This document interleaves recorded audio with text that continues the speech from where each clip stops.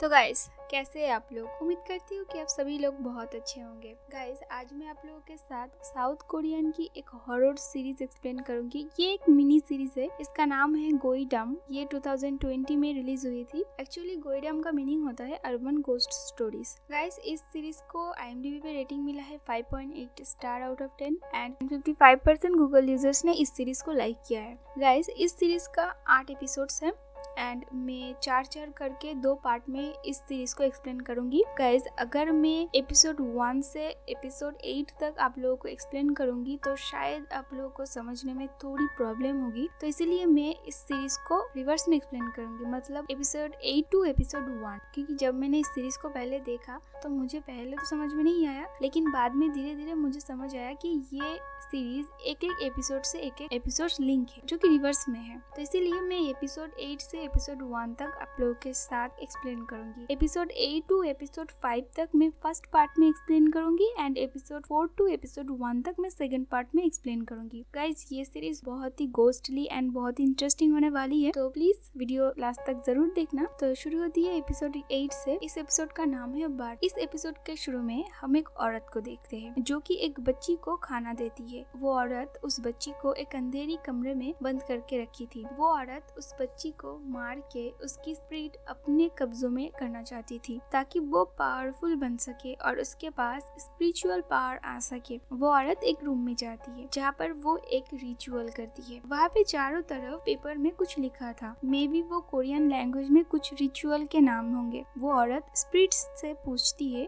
कि कब वो उस बच्ची को मारेगी और फिर उसके फेस में हम एक शैतानी स्माइल देखते हैं, जिससे हम समझ जाते हैं कि वो औरत जल्दी ही उस बच्ची को मारने वाली है। वो औरत उस बच्ची को खाना देने जाती है और उसे ट्रिक करके एक बड़ा सा बाज में बंद करके उसे बहुत ही बेदर्दी से मार देती है। और फिर उस औरत के अंदर एक शैतानी आत्मा घुस जाता है। शायद उसने सैटिन के साथ कोई सौदा किया होगा कि अगर वो सैटिन को कोई प्योर सोल कुर्बान करेगी तो सैटिन उसे पावरफुल बना देगा। एंड उसके बाद अचानक से उसके आंखें व्हाइट हो जाते हैं, जिससे हम समझ जाते हैं कि उसके अंदर अब डिमोनिक पावर्स आ चुके थे। वो औरत उस बच्ची के पैर को काट के एक पेड़ के नीचे दफना देती है। नेक्स्ट सीन में हम एक औरत को देखते हैं जो कि उस औरत से मिलने आई थी। वो उस औरत से कहती है कि उसकी हस्बैंड मरने वाला है, जिसे सुनकर वो औरत हैरान नहीं होती बल्कि वो अपने पति की मौत जल्दी करवाने के लिए उसे पैसा देती है। वो औरत उसे एक ताबीज देती है जो कि एक पेपर होता है और उनमें कुछ लिखा हुआ था। बीच बीच में हम ये भी देखते हैं कि कैसे उस बच्ची की स्पिरिट उस औरत में हावी होने की कोशिश करती है, लेकिन वो औरत उसे कंट्रोल करने की कोशिश करती है। उस बच्ची के सोल बहुत ज्यादा ही पावरफुल था। उस औरत के जाने के बाद फिर से एक औरत उनसे मिलने आती है। वो औरत बहुत दुखी थी।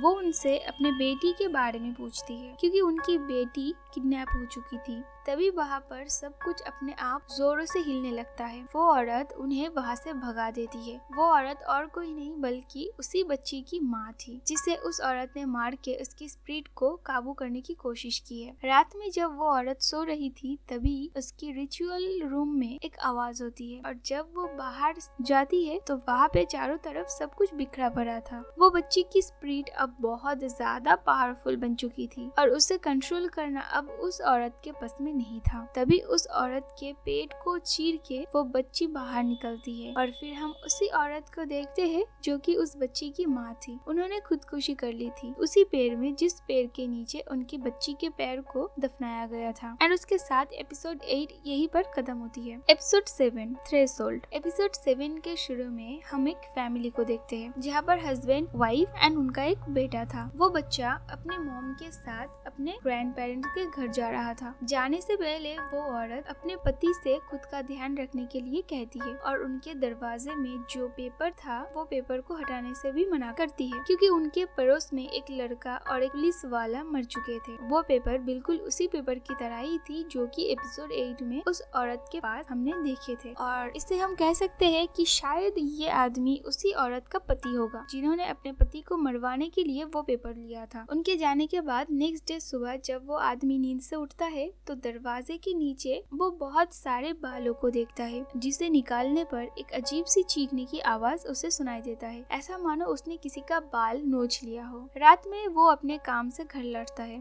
और नशे में वो रूम के बाहर उस पेपर को वहाँ से निकाल के फेंक देता है और सो जाता है। तभी हम देखते हैं कि दरवाजों से खून बह रहा था और रूम के चारों तरफ बॉडी पार्ट्स घूमने लगते हैं। वो बॉडी पार्ट्स एपिसोड 8 की उस बच्ची के पैर की तरह ही थी। वो बॉडी पार्ट एक एक करके जुड़ने लगते हैं। उस आदमी के फेस में जब ऊपर से खून टपकता है तो वो उठ जाता है और फिर अपने सामने वो एक गोस्ट को देखता है और वो गोस्ट उसे मार देता है। इस गोस्ट को हम कह सकते हैं कि वो ही बच्ची थी जो कि अब बड़ी हो चुकी थी। एंड उसके साथ एपिसोड 7 यहीं पर खत्म होता है। एपिसोड 6 का नाम है डायमेंशन। एपिसोड 6 के शुरू में हम एक लड़के को देखते हैं जो कि एलिवेटर में था और उसके साथ अजीब सी चीज होने लगता है, जिसका सीसीटीवी फुटेज एक डिटेक्टिव देख रहा था। वो लड़का मिसिंग था। उसने सोशल मीडिया पर एक पोस्ट शेयर करा था जहाँ पर उस एलिवेटर के बारे में लिखा था। ये एलिवेटर दूसरी डायमेंशन में जाने का एक जरिया है। वही दूसरी तरफ हम एलिवेटर में एक बॉडी को देखते हैं जो कि बिल्कुल उस डिटेक्टिव की ड्रेसिंग जैसा था। फिर रात में वो डिटेक्टिव एलिवेटर में जाता है और फिर जैसा उस पोस्ट में उस लड़के ने लिखा था वो बिल्कुल वैसा ही करता है और फिर अचानक से वहाँ पर एक लड़की आ जाता है। वो एक गोस्ट थी और फिर वो उस डिटेक्टिव को मार देती है। एंड उसके बाद